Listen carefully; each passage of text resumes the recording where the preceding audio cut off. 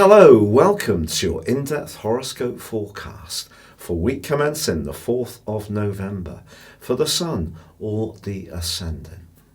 If you've yet to subscribe to my channel, I'd be honoured if you did so now.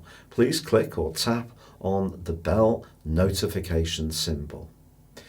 This week sees three groupings of energies. There's still the Sun and Mercury, which is tracking backwards in the sign of Scorpio, which is about transformations. We also have Venus and Jupiter in the much more expansive and optimistic Sagittarius. And finally, Saturn and Pluto in the much more orthodox Capricorn. Now, of course, all these influences are going to be interacting with one another. In fact, on the first day, the Sun in Scorpio forges a right angle with the Moon in Aquarius. If there is a situation that you're involved with where there does seem to be an awful lot of politics swirling around, some of it may not be particularly obvious, but you can pick a sense of it up through the prism of Scorpio's energy, which helps us to really sense what's going on beneath the surface.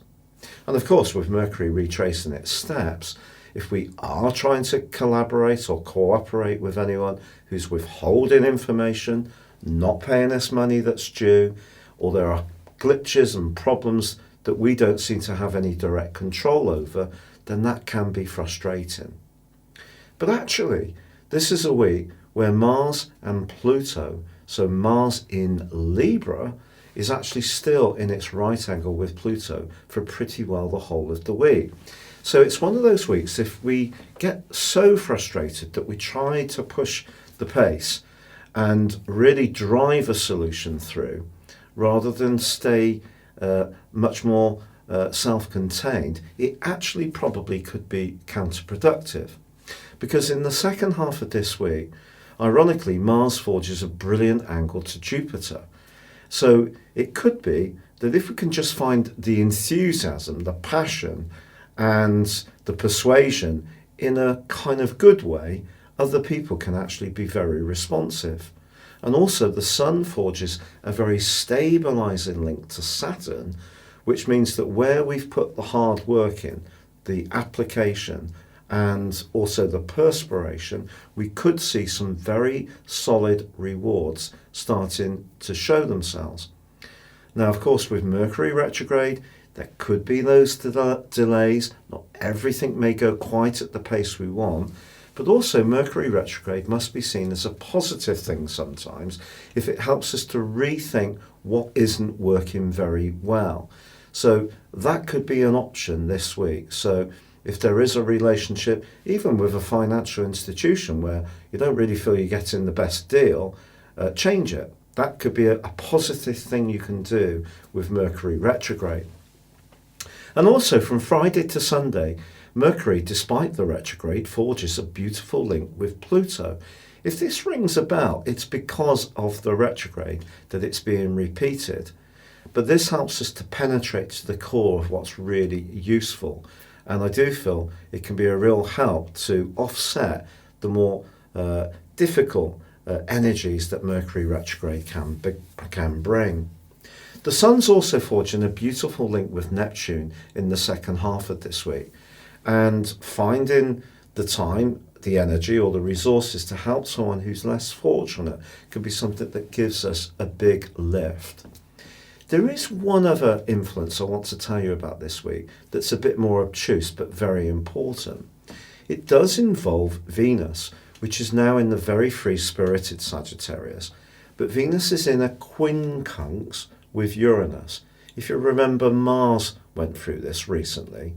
Now, Venus in Sagittarius is very much about being more in the moment. It's about being experimental, but it's also about the truth, whereas Uranus in Taurus, and Uranus can be very impulsive, just suggests that when it comes to something we desire, whether it's a big ticket item, or if we're planning our Christmas budget, or if we're wanting to treat someone we really like, it is going to be important to try to contain our enthusiasm and not splash out rather more than we can really afford. So it could lead to a little bit of impulsiveness around a relationship or expenditure.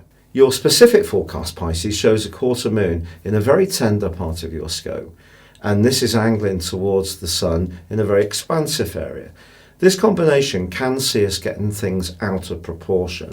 So if something does underwhelm you a little bit, try to retain your faith in person kind and the fact that events will flow through and soon change and right themselves in a more helpful way. Speaking of which, the Sun forges a brilliantly stable angle this week to Saturn. Saturn, much maligned in your sector of friendships over the last couple of years, may have led to some bruising experiences. But this time you could find yourself forging new alliances with people who really share and have simpatico to your ideals, or the interests and hobbies that you hold dear. With Mercury still going backwards in your sector of travel, however, any kind of plans you've got in this regard will need meticulous marshalling, and of course you can't control the whole process. All you can do is make sure the things you can influence you do with great care. But despite this, Mercury forges a brilliant angle to Pluto at the end of this week, and if you do need to think something through, do some research, get some learned advice, the chances are it can really help you big time.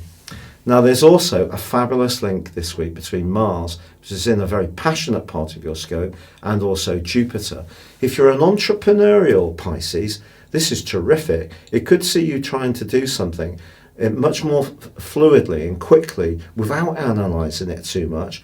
And just because you go for it in the moment, could be some kind of punt, it could work out marvellously well. As the week draws to a close, Neptune, your co-ruler, does forge a lovely angle to the Sun. That need for you to be who you are, to be moving, absorbing, changing, flowing, can be met well by someone that gets you or gets where you're coming from, and there can be a lovely spiritual connection between you. It is true that Uranus is in your sector of resources. It can seem a bit off and on around that area, but Venus is in an area that for you is very much about deeper, much closer sort of alliances in terms of your professional or worldly situation. So if you are thinking of getting to know someone romantically that you meet through work or through a society or a business hub, just be aware that how this can impact you in other ways. Not saying you shouldn't do it, but there may be someone who can have quite an impact on you, surprisingly but positively, or perhaps a little bit unsettlingly. It just depends. Thank you so much for joining me for your video. If you'd like to know what 2020 would hold for you beyond your zodiac sign, based on your time, date and place of birth, please see the link beneath this video. If you order your forecast now, you can get 30% off and the rest of 2019 free. But for now, good luck and goodbye.